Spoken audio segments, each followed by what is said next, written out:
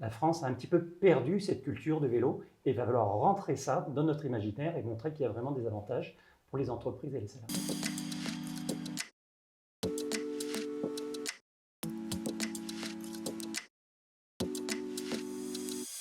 Bonjour et bienvenue dans ce nouvel épisode de Culture Responsable, l'émission qui traite de la responsabilité des entreprises sur des enjeux RH et RSE.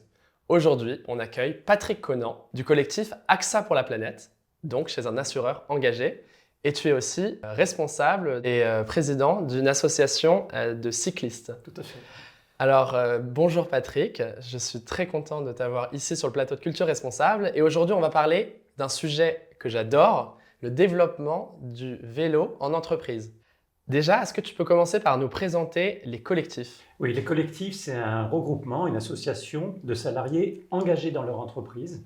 Globalement, on est actuellement plus de 20 000 salariés dans 200 entreprises et on veut accélérer la transformation écologique et sociale au sein de ces entreprises. Très bien. Alors, chez les collectifs, il y a différentes actions qui sont menées, énormément en fait, dans différentes entreprises. Aujourd'hui, tu viens nous présenter le développement du vélo, de l'usage du vélo en entreprise. Est-ce que tu peux commencer par nous présenter en fait cette initiative et d'où est-ce qu'elle vient ? Oui, effectivement, le vélo, finalement, tout le monde connaît. Là, on va plutôt zoomer sur la mobilité du quotidien, donc les trajets domicile-travail. On va voir qu'il y a beaucoup d'avantages, il y a des enjeux véritablement et on va développer ça. Donc tout ça, ça s'insère dans ce qu'on appelle les mobilités douces, c'est-à-dire tous les leviers alternatifs au déplacement uniquement par la voiture individuelle. On parle aussi de mobilité active, c'est-à-dire lorsqu'il y a de l'énergie humaine, lorsqu'on est piéton, lorsqu'on est vélo, lorsque c'est des vélos à assistance électrique qui finalement ne se déploient pas tout seuls. Tout ça fait partie des mobilités actives sur lesquelles on va zoomer effectivement sur le développement de la bicyclette sur les trajets du quotidien. Est-ce que tu peux du coup nous expliquer l'enjeu d'utiliser le vélo en entreprise ? Oui, les enjeux sont très forts, à la fois d'un point de vue qualité de vie au travail et de santé, et surtout aussi de l'environnement, puisqu'on va voir que les émissions de gaz à effet de serre en France, ce sont les transports qui sont le premier poste d'émissions. Aujourd'hui, si on regarde d'un point de vue statistique, plus de 75% des salariés habitent à moins de 5 km entre leur domicile et leur lieu de travail. Or, il y en a moins de 5% d'entre eux qui utilisent leur vélo comme moyen de déplacement principal. Ils peuvent être combinés éventuellement avec du transport en commun. Donc la part de cyclistes qui utilisent leur vélo sur des toutes petites distances, parce que moins de 5 km c'est moins de 20 minutes, pourrait vraiment être améliorée. On voit que c'est totalement conforme avec les objectifs du gouvernement qui demandent à ce que 9 déplacements sur 100 soient faits en vélo pour 2024 et 12 déplacements sur 100 en 2030. On voit que finalement c'est un phénomène aussi de culture. La France a un petit peu perdu cette culture de vélo et il va falloir rentrer ça dans notre imaginaire et montrer qu'il y a vraiment des avantages pour les entreprises et les salariés. Donc tu estimes aujourd'hui que la France elle est en retard sur l'utilisation du vélo et on peut rattraper d'autres pays, nos pays voisins Oui, bien sûr, vraiment, nos pays autour de nous ont une moyenne beaucoup plus élevée, y compris, non seulement on parle toujours du Danemark, de l'Allemagne, des Pays-Bas, mais aussi par exemple l'Italie ou quoi que ce soit. En France, on a eu à un moment donné la mobilette qui a été vraiment tendance pour les adolescents et on a perdu cette culture du vélo. Donc maintenant, il faut vraiment rattraper ça, y compris sur ces trajets du quotidien. Donc Patrick, bon, alors, l'enjeu ici n'est pas de développer l'usage du vélo le week-end, mais d'utiliser le vélo dans ces trajets domicile-travail. Et quels sont les avantages aujourd'hui pour le salarié, mais aussi bien pour l'entreprise, de développer cette utilisation du vélo ? L'utilisation du vélo au quotidien, c'est formidable d'un point de vue qualité de vie au travail et de santé. Par exemple, ça va diminuer les risques de cancer, ça va être les maladies cardiovasculaires. Finalement, lorsqu'on reste inactif, finalement, on va développer des maladies, alors qu'en faisant une utilisation très raisonnée, puisqu'on n'est pas du tout dans un monde sportif, on va voir que c'est très bénéfique. Pour les salariés, ils vont finalement être ponctuels, puisque le temps de trajet va plutôt être régulier. Ils vont avoir une dynamique, ils vont se sentir en forme. Et finalement, on voit qu'il y a des performances au travail qui sont améliorées. Donc, pour les entreprises, il y a non seulement ces avantages, le fait des personnes qui se sentent véritablement plus engagées, mais on va voir aussi que finalement, ça contribue à la culture RSE, puisqu'on va diminuer l'empreinte carbone des déplacements des collaborateurs qui rentrent dans le scope 3. Et finalement, on va avoir une culture d'entreprise sur laquelle, en termes de sociabilité, les personnes sont aussi évidemment plus à l'aise. Quand tu as fait un trajet coincé dans la carcasse d'une voiture dans les embouteillages, tu n'as pas du tout la même disponibilité d'esprit lorsque tu arrives tout près et que finalement tu peux raconter ton voyage en vélo, ça rapproche un petit peu les personnes dans l'entreprise. Et puis aussi, tu l'évoquais, il n'y a pas d'aléa en fait. Quand tu es à vélo, enfin, sauf si tu Oui, crèves. oui, mais c'est plutôt mineur si on regarde d'un point de vue statistique. Mhm. Le fait d'être transport en commun qui peut avoir un problème ou une voiture qui peut avoir un embouteillage est bien plus supérieur en termes d'aléas que finalement un trajet sur lequel ton temps de stationnement, ton temps de déplacement est souvent beaucoup plus proche les uns des autres. Et à ce point de vue-là, quels sont les risques pour justement, du point de vue de l'assureur, quels sont les risques d'utiliser le vélo dans D'un ces point de trajets vue déplacement, il domicile-travail? y a toujours des risques, évidemment, qu'on soit piéton, à voiture ou quoi que ce soit. Mais si, globalement, il y a d'abord la sécurité du cycliste, sur lesquelles, oui, il faut des infrastructures, oui, il faut respecter mutuellement le code de la route, oui, il faut des équipements adaptés. Donc tout ça, c'est un sujet de comportement et d'infrastructure. Et il y a aussi la sécurité du vélo, sur lequel il y a une appréhension par rapport au vol, où là, il faut des antivols de bonne qualité et il faut des stationnements sécurisés. Donc les deux peuvent être maîtrisés, mais finalement, le plus gros des dangers, c'est de ne pas faire du vélo. On voit que, par exemple, les noyades sont beaucoup plus supérieures au fait qu'il y ait quelques accidents par vélo. Donc les maladies cardiovasculaires sont vraiment améliorées pour une utilisation quotidienne. D'un point de vue assurance, on voit que c'est très clair d'un point de vue statistique, le nombre d'accidents est 2 fois inférieur à la progression du nombre de cyclistes. Donc les avantages sont vraiment formidables. Donc il faut se mettre à utiliser le vélo en entreprise. On a compris ça, Patrick. Et du coup, quelles sont les actions possibles qu'on peut mettre en place quand on est une entreprise? Alors il y a tout un écosystème. Il va falloir travailler sur le stationnement sécurisé, il faut de la réparation de façon à un véhicule en bon état, il faut avoir des parcours de vélo-taf qui peuvent être partagés entre les collègues. Il peut y avoir d'ailleurs une communauté sur laquelle les bonnes pratiques sont véhiculées entre les différents salariés.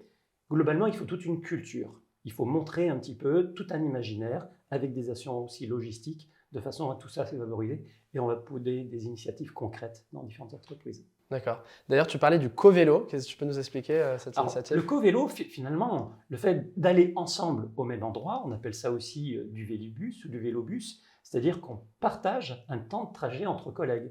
On peut avoir la partie domicile jusqu'à un point de rendez-vous, et ensuite c'est beaucoup plus agréable finalement de pédaler à deux, de se raconter l'histoire, de regarder quel est le parcours le plus agréable pour aller jusqu'au lieu de stationnement dans l'entreprise. Oui, on voit que tout ça, c'est un monde convivial. On n'est pas des personnes qui sont coincées dans les automobiles, on est ouvert sur le monde, on voit la nature, on voit la ville, on la vit vraiment beaucoup plus fortement. Donc le développement du vélo aujourd'hui dans ces déplacements domicile-travail, c'est aussi la responsabilité des entreprises. Les entreprises peuvent mener des initiatives. Est-ce que tu peux nous présenter différentes initiatives qui sont menées dans les entreprises? Alors il y en a vraiment beaucoup. On peut commencer par le stationnement sécurisé, de façon à ce que l'on arrive, on ait des douches, on ait des vestiaires, on ait des outils à disposition. On peut avoir des négociations avec la collectivité locale, de façon à avoir des infrastructures qui soient sécurisées, avec une piste cyclable, par exemple, qui arrive jusqu'à ce lieu de stationnement.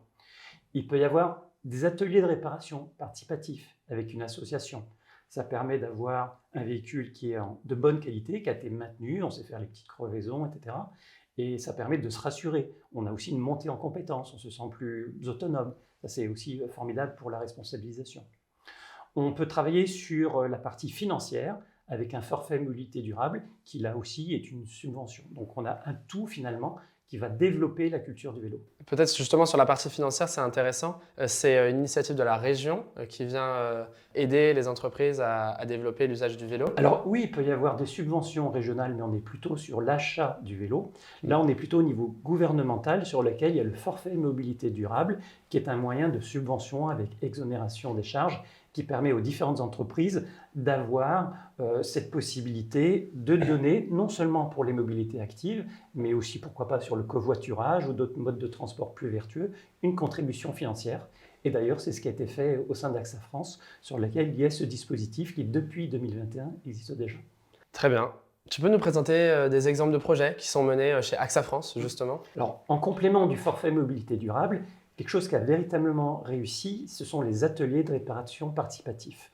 Donc là, on est sur la plage horaire de midi à 2, sur lequel des associations viennent, en rajoutant même un côté inclusion, puisque ça permet de remettre des personnes à l'emploi, sur lequel les salariés, avec un technicien expérimenté, réparent leur vélo, le règlent. Alors c'est les crevaisons, c'est les réglages de vitesse, etc. De façon à être plus autonome, avoir un véhicule qui finalement soit plus sécure Et finalement, on voit qu'il y a des co-bénéfices à ça.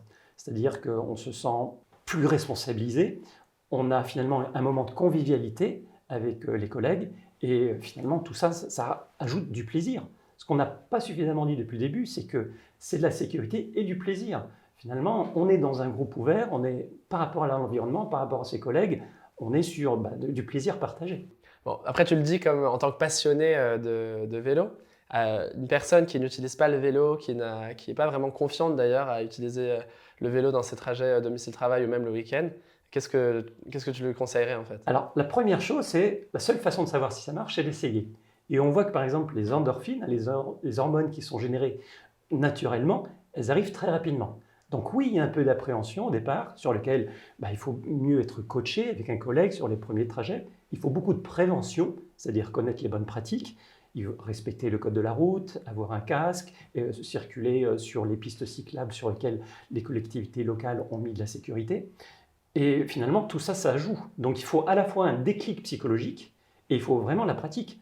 Il faut vraiment essayer pour se rendre compte des co-bénéfices. D'un point de vue théorique, finalement, personne s'y intéresse. Par contre, en le vivant, celui qui a vraiment essayé le vélo, il a envie de continuer. Il a cette petite drogue comme ça, positive, et il a envie vraiment d'en parler à ses collègues. Donc selon toi, c'est de l'intérêt de l'entreprise de le faire, c'est la responsabilité de l'entreprise aussi de proposer des initiatives. Oui, une entreprise, lorsqu'elle voit autant d'avantages, c'est-à-dire des salariés plus motivés, plus performants, qui arrivent à l'heure, sur lesquels ils sont désilotés dans les différents services, qui ont finalement des histoires positives à partager, c'est tout bénéfice. Ça, c'est la partie un petit peu humaine, mais si on regarde aussi la partie chiffrée, on diminue véritablement l'empreinte carbone lors de les déplacements. Et donc là, on est vraiment sur l'aspect sociétal, indépendamment des performances au sein de l'entreprise. Et puis on le rappelle, statistiquement, c'est plus dangereux de ne pas faire de vélo que d'en faire. Oui, véritablement, une activité physique quotidienne modérée sur des petits trajets, il y a vraiment plein d'avantages. Ce qu'il faut, c'est sortir de l'inactivité, c'est se rentrer en contact avec le monde. En tant que passionné de vélo, et je partage cette passion, peut-être que tu as un conseil à donner, une ressource, un livre, une inspiration, et je sais que tu es venu avec un livre. Est-ce que tu peux nous le présenter? Oui, pour dépasser le cercle des passionnés, il y a vraiment, pour s'adresser à grand public, quelqu'un qui s'appelle Stijn van Oosteren, qui est diplomate hollandais, qui a sorti un premier livre qui s'appelait « Pourquoi pas le vélo ?» et un deuxième là, qui vient tout juste de sortir, sur lequel c'est très bien illustré. Il montre 50 avantages, dont le plaisir, sur lequel on a beaucoup insisté. Et ça, c'est une ressource vraiment de passionnés à destination des grands publics. On peut aussi évoquer, finalement, on est dans les collectifs. Nous, on a recensé plus de 65 actions, dont cette partie développement du vélo. Donc, à chaque fois, on a un mode d'emploi qui recense comment, en pratique, on peut implémenter ça dans différentes entreprises. On l'a vu, il y a le côté culturel, il y a la partie logistique, il y a la partie financière. Le tout est un écosystème pour le déplacement des vélos au sein de l'entreprise. Les collectifs font un énorme travail justement pour présenter des actions concrètes à mener dans les entreprises, et l'atlas des actions qui est disponible en ligne aussi permet de résumer ces actions et la méthodologie à mettre en place.